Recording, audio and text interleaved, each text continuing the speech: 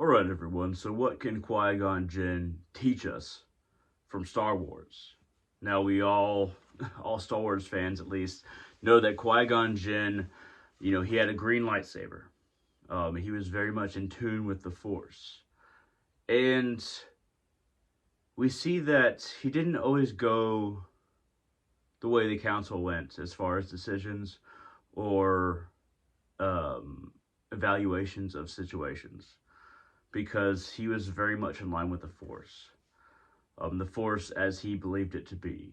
So he didn't feel like certain roles or doctrines were available or also easily applied to the situations that his apprentices, and other Jedi fell into. So what I have here is a Galaxy's Edge Jedi holocron. And within this holocron, if I can find the right side, it's anybody's guess if I can do that. It's actually harder on the Jedi than Sith holocron. At any rate, so it opens up. This is Qui-Gon Jinn's Kyber crystal. The Galaxy's Edge, messages from Jedi and Sith are in these plastic holocron crystals that you put into a slot. Drop it in just like that, and then you put it in. And then it reads, based on the proximity of that Kyber crystal to the information node at the center.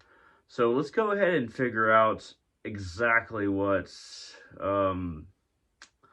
Qui-Gon Jinn has to tell us, but also how it can relate to actual spiritual practices, tradition, and understanding yourself as a spiritual individual.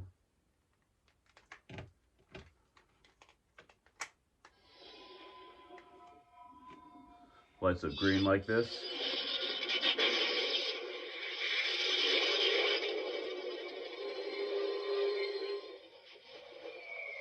Always remember, your focus determines your reality.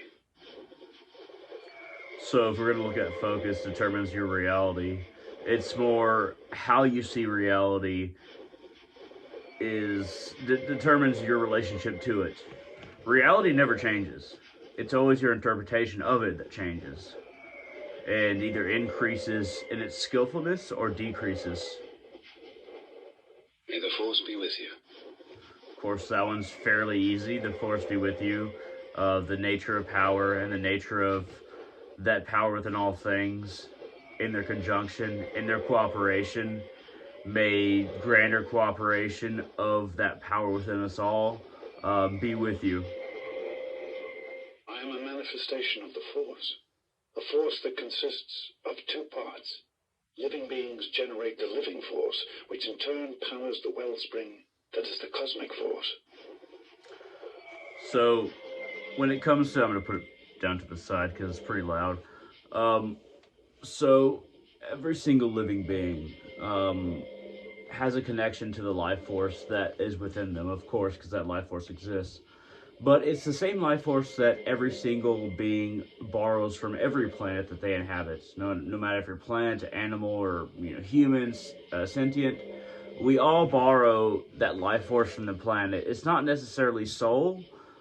It's more that energy that we need in order to power this machine that is created from both that's willed upon by soul and who is given an ego. The power source is the spirit that which we gain from the earth, that energy that we need to basically live and be a part of something that is multiplicitous in being. We aren't just one thing, we're many things combined together. And the spirit is what we get from the planet below us. So let's go to the next phrase. Remember, concentrate on the moment. Feel, don't think. Use your instincts.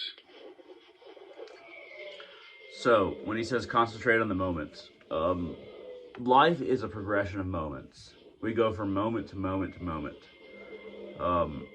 And the future doesn't exist. The past is a reflection.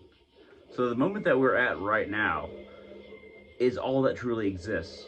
If you can experience the moment that you are in right now, again and again and again, moment to moment to moment, then you find yourself in a position to truly understand that we are beyond time, or perhaps understand the true nature of time. But it's all about realization as you are now, not as you think you have been or think you will be, but understanding of yourself right now, trying to get in tune with that experience of who you are right now. Always remember, your focus determines your reality. Your focus does determine your reality. Of course, this holocron kind of like circles in on itself because there's not like a set amount of phrases. They're just kind of like random. But yeah, what you focus on becomes your reality.